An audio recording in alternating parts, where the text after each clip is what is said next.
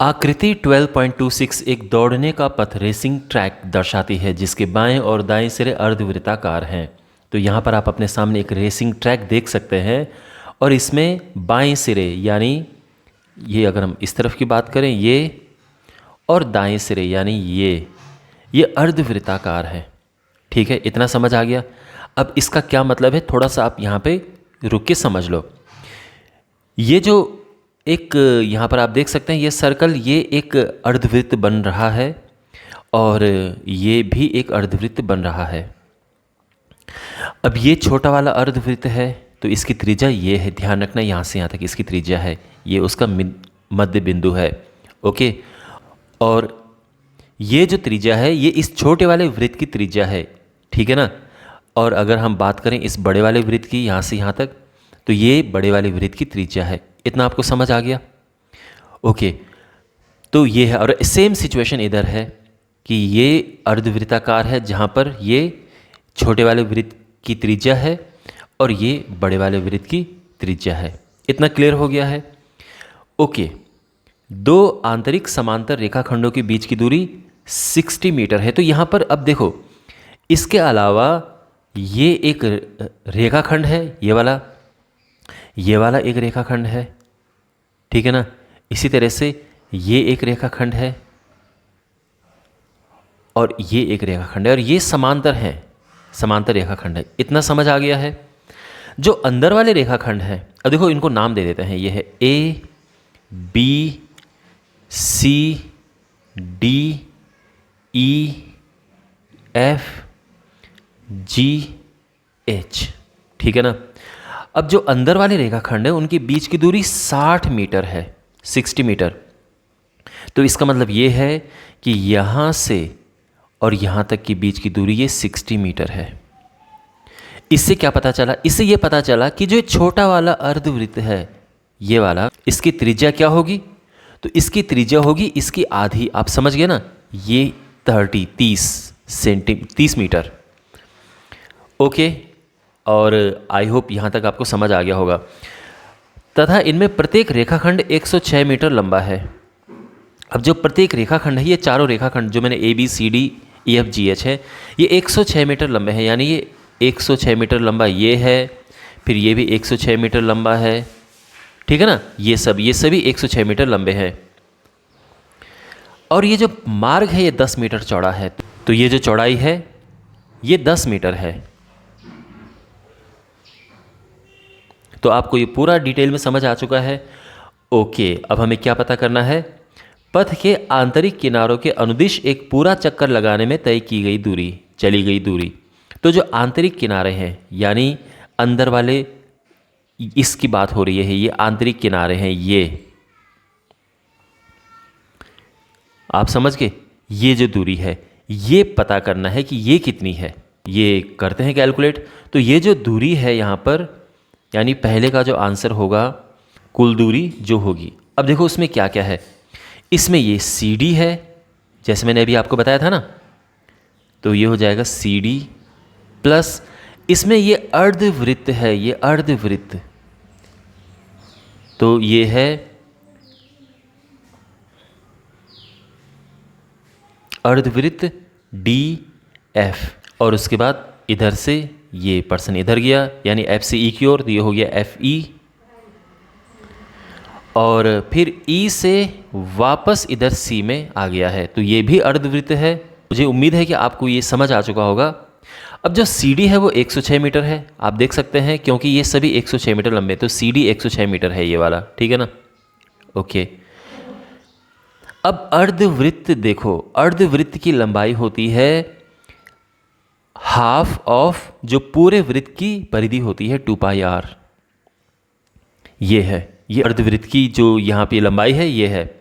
इसके बाद F E, और वो भी आप देख सकते हैं ये भी 106 मीटर है, तो इसमें 106 और ऐड हो गया। और जो ई एफ अर्धवृत्त है, ई से सी तक जो अर्धवृत्त है, ये भी हाफ इंटू 2 पाई आर है, क्योंकि त्रिज्या दोनों की समान है। तो अब ये हो जाएगा, देखो 106 और 106 तो हो गया 212। और ये जो आधा अर्धवृत्त है और आधा अर्धवृत्त है, ये मिलके पूरा वृत्त बन चुका है 2 पाई आर, ठीक है ना। या तो आप ये भी कर सकते हो कि 2 से 2 कटा, 2 से 2 कटा और पाई आर और पाई आर मिलके ये 2 पाई आर बन चुके हैं। अब वैल्यू पुट कर देते हैं यहाँ पे, तो ये हो गया 212 प्लस 2 गुणा, और जो आर है पाई है, पाई 22/7, और जो इसकी त्रिज्या है वो 30 है, तो ये हो जाएगा यहाँ पर 212 प्लस 22 दूनी 44, ये हो जाएगा 3 दूनी 6, 6 दूनी 12, 132/0/7, और ये कैलकुलेट करके आ जाएगा 7 दूनी 14, 12 सते 84 प्लस बटे 7, और ये पूरा कैलकुलेट करके आ जाएगा 4/7 मीटर। और ये हमारा ये पूरा जो फर्स्ट पार्ट है उसका आंसर आ चुका है। तो यहाँ पर कोई ऐसा पार्ट है जो आपको नहीं समझ आया है? अब इसका जो सेकंड पार्ट है, इसमें हमें पथ का क्षेत्रफल ज्ञात करना है। ओके, तो ये जो रास्ता है इसका क्षेत्रफल क्या होगा? तो यहाँ पर देखो, पथ का क्षेत्रफल, तो सब को यहाँ पर अलग अलग पीसेज में इकट्ठा करते हैं। देखो, सबसे पहले तो ये वाला है, तो ये है एरिया किसका? ABDC, समझ गए ना आप? तो इसका क्षेत्रफल आप ऐसा लिख सकते हैं, ठीक है। क्षेत्रफल के लिए आप इस तरह से यहाँ पर ऐसा लिख सकते हैं। तो ये ABCD का एरिया हो गया है, ABDC। ये A से आप इधर गए B की ओर, फिर ये D है और ये C है, तो इसको हम ABDC कहेंगे। तो एक तो ये हो गया। इसके बाद जो ये वाला हिस्सा है यहाँ पर, ये इतना और ये इसका क्षेत्रफल, ठीक है ना। तो इसको क्या पढ़ेंगे हम? देखो, ये हो जाएगा DFHB, तो एरिया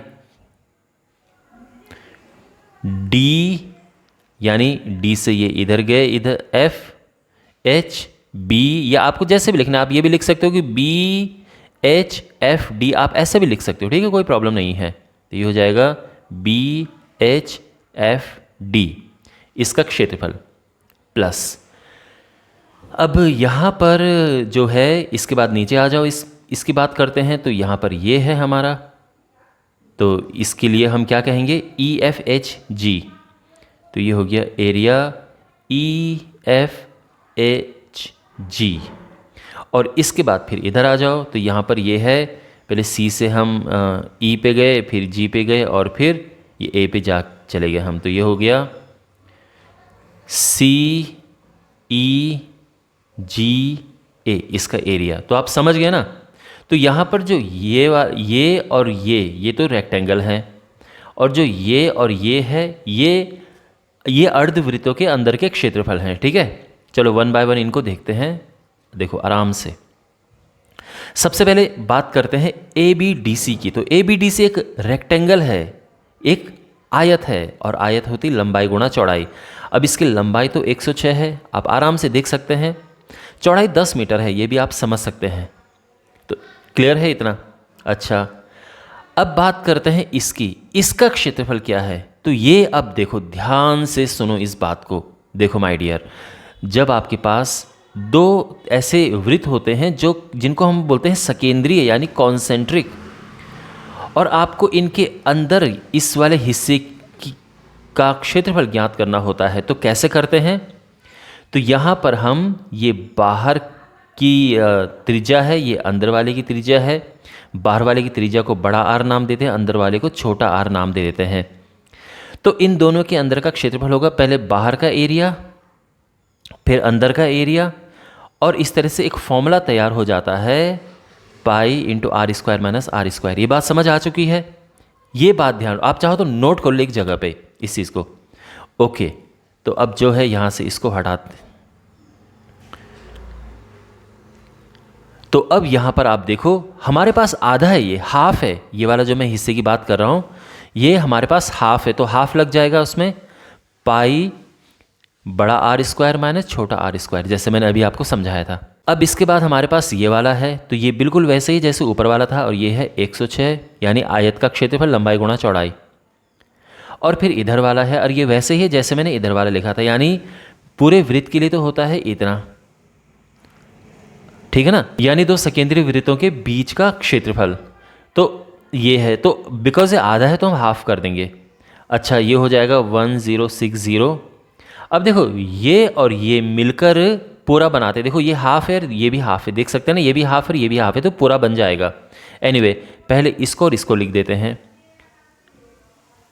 और ये हो जाएगा pi R square minus R square. इतना समझ आ गया? तो ये हो जाएगा 6 दूनी 12 यानी 212 0 प्लस पाई है 22/7। बड़ा आर देखो, बड़ी त्रिज्या यानी यहाँ से यहाँ तक आप देख सकते हैं, ये क्या है? तो जो बड़ा आर है, देखो छोटी त्रिज्या है 30 मीटर, बड़ी त्रिज्या है उसमें चौड़ाई जोड़ देंगे रास्ते की जो कि 10 मीटर है, तो ये 40 मीटर हो गई है। तो यहाँ पर आ जाएगा 40 स्क्वायर माइनस 30 स्क्वायर। इतना समझ आ गया? अच्छा, अब ये हो जाएगा 2120 प्लस 22/7। और देखो मैंने यहाँ पे ट्रिक आपको बताई थी सॉल्व करने की, कि जब आपके पास ऐसी परिस्थिति हो, एक बार प्लस करो और एक बार माइनस कर दो उनको, बहुत सिंपल हो जाता है। ये कटा 10 बार, ये हो जाएगा ऐसे, और ये हो जाएगा 2200, और ये टोटल आ जाएगा 4320 मीटर स्क्वायर, और ये हमारा आंसर आ चुका है। तो मैं उम्मीद करता हूँ कि आपको ये पूरा सोल्यूशन अच्छे से समझ आया होगा। कोई डाउट हो कमेंट बॉक्स में पूछना। बाकी क्वेश्चंस के सोल्यूशंस के लिए आप डिस्क्रिप्शन बॉक्स में प्लेलिस्ट चेक करें, वहाँ पे आपको बाकी क्वेश्चंस के सोल्यूशंस प्राप्त हो जाएंगे। चैनल को सब्सक्राइब करें। Thanks for watching.